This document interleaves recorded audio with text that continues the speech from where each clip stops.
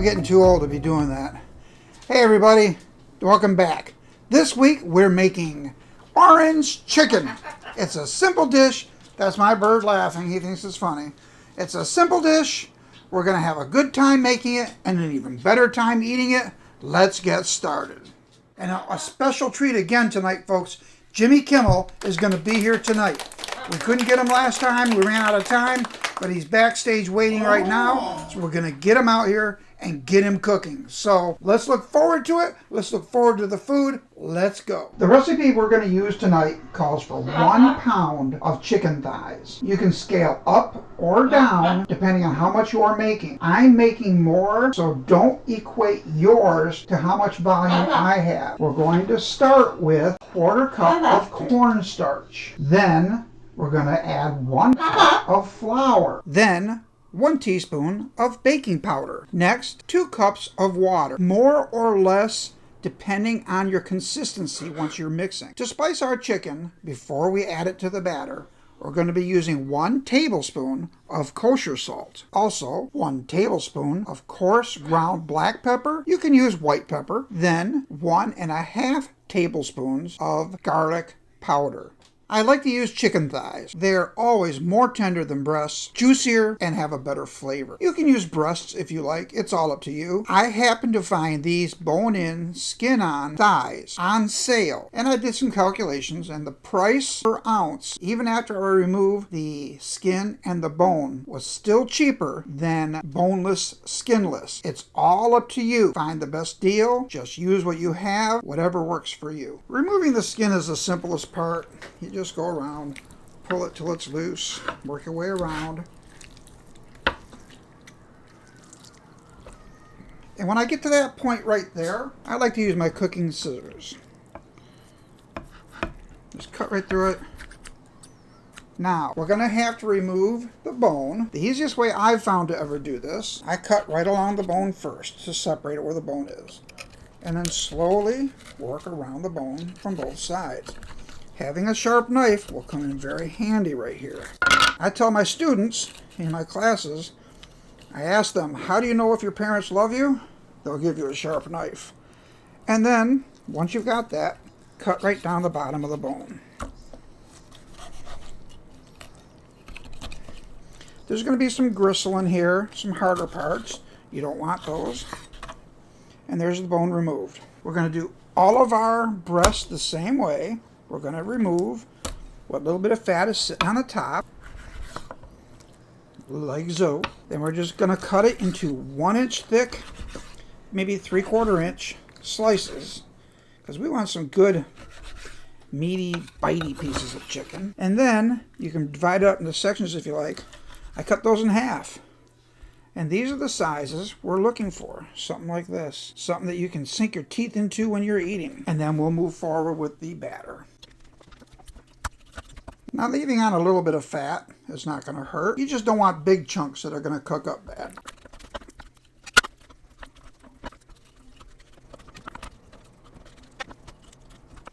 And there we have a plate full of perfectly cut and separated and chunked and pieced into bite-sized pieces of chicken. I'm using 3 pounds. Remember, don't compare mine to yours. The recipe I'm giving you calls for 1 pound. Because we were using chicken, we're going to use some sanitized water. Sanitize our area. This towel is going directly into the washing machine so we don't use it again. I mix this up, 1 capful of bleach, 1/2 gallon of water. Sanitizer is bleach. Whether it's crystallized form or already liquefied, doesn't matter.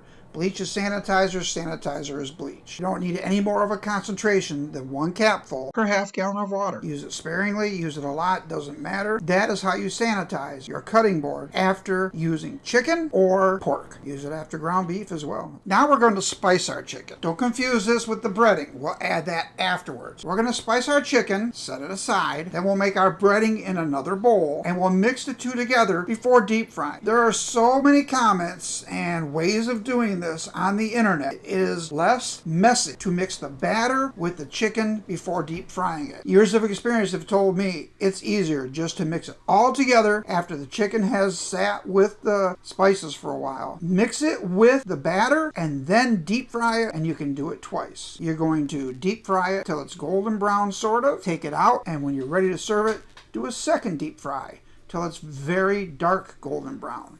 It'll be crunchy, be crispy, and it'll be completely cooked. Now it's simple at this point. We're going to put in our garlic powder, our pepper, and our salt. Garlic powder, salt, and pepper is all up to you. If you like more, add more. If you like less, add less. It's a flavor that's up to you. Like I've told everybody, I tell everybody in my cooking classes, if you like peanut butter on a quesadilla, put peanut butter on a quesadilla. If you like ketchup on your steak, put ketchup on your steak. What you're eating is for you. They're not eating it. The people that are telling you, don't do that, don't put ketchup on the steak I made, and blah, blah. No, it's your eating experience. Make it how you like it. Now we're going to mix the spices in. You can wear gloves if you like. You can do it barehanded. It's all up to you. If you do it barehanded, make sure you sanitize your hands when you're done. Get it all mixed together. You'll smell those spices just jumping out at your nose in the air. And that's good right there. We're going to let that sit. Let those spices work. Now, speaking of gloves, I remember when gloves became a standardized health issue in full-service restaurants and fast food, now everywhere. I didn't like them then. I don't like them now. If you go to any restaurant and watch somebody wearing gloves when they're cooking, they never wash their gloves. They'll change them occasionally, but they stay on their hands the entire shift or until they have to be changed. They'll scratch their face, move their clothes, do whatever they got to do, and it's the same gloves. People without gloves wash their hands constantly. Now, if you got somebody that's going to touch things inappropriately while they're cooking, they're going to do it with or without gloves. So you got to ask yourself, you want somebody making your food that has been washing their hands constantly or has been yelled at from their manager not to change their gloves very often because they're costly? If your hands are washed properly, it's as clean or cleaner than a glove. And now we're going to make the batter. We're going to take our chicken that we've already seasoned and put it right inside once we've got it mixed together. Pretty simple. We're going to put in all of our flour, all of our baking soda, all of our cornstarch. We're going to take a fork, get all that dry mixed evenly, and this is where we add our water. Remember, we want this batter to be just a little bit thicker than pancake batter. Maybe the same as pancake batter. We want it to just coat the chicken so it can be deep fried. Add what you think till it's perfect. We don't want this to be too thick or too thin, so I never start with the entire amount of water that a recipe calls for. I start with less and start mixing. You can always add more water. It's hard to take some out. I don't like whisks when you're trying to mix up batter like this. I think the bars are too far apart and you'll spend too long trying. I have better luck with a fork and pounding down the lumps. You can use a whisk if you like. You can use a stick from your backyard, whatever you want to do it with. All right, we're getting all of the clumps broken up. I think it's as smooth as it's gonna get, and there you have it. Nice and smooth and kind of thick. Ta-da! Remember this? Oh, it smells so good. We're going to put all of this right in that batter. Some people think, why would you make the batter? Why don't you dip the chicken? You want to take all of these pieces, one piece at a time, dip it into the batter, then put it in the oil. Now, I know that this will thicken even more as it sits, so I'm going to let it sit for about 10 minutes, and that should be perfect while I'm getting my oil ready. Look at that. That is perfect. We're going to make our rice now before we start anything else. Remember what I've always said in the past. I learned one way over 40 years ago, and I still do it today, and it comes out perfect. Whatever amount of water you're using, half as much of that for rice. Whatever amount of rice you're using, twice of that for water. Okay, you can see that our water is boiling. We're going to add our 2 cups of rice. Let it come back to a boil. We're going to turn it down to our lowest temperature. Stir it, break it all up. Set our timer, 15 minutes, and it should be perfect. In the meantime, we filled our wok with canola oil, turned it on high, and we want it to reach about 350 degrees. The only thing left to do now is deep fry our chicken and make our sauce. The sauce will be pretty simple. We're going to do that once everything's done. Remember, on the chicken, we're going to double fry it. That way we can get it nice and crispy, so when we put in the sauce doesn't make it soggy. Now, I've always said I do not like anything deep fried to be put onto a paper towel. True, the paper towel will soak up the oil initially, but now all you have is something like deep fried chicken sitting in a paper towel full of oil. I like a strainer, plate underneath to catch the dripping instead. Let's start with our chicken. Hear that sizzle? That sizzle is one of the best sounds you're ever going to hear.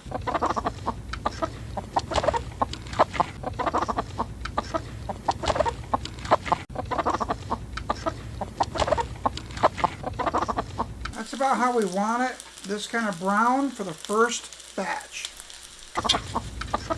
Flip your pieces, keep watching. The first side that comes up that much brown, don't flip them again. Put them in the pan to drain. Remember, we're going to be cooking this again. I don't suggest you touch it like I am until you have hands that can handle it. It's kind of warm. Get all the debris you can that's floating and go again. I have my temperature set on 7, sometimes 8, so I can control it better. That was about 1.5 minutes, maybe 2 minutes. While it's cooking, I like to point out that I like cast iron. I try to use only cast iron, and I love Lodge. Lodge is the best cast iron you can buy. They don't pay me to say that at all, so you know I gotta like what I'm saying. Recovery time on a deep fryer is a real thing, so I've noticed it's not recovering quickly. It's not retaining the heat it should. So each time I start a new batch, I turn it up to high, and when it starts violently telling me that it's hot enough, I turn it back down to 8.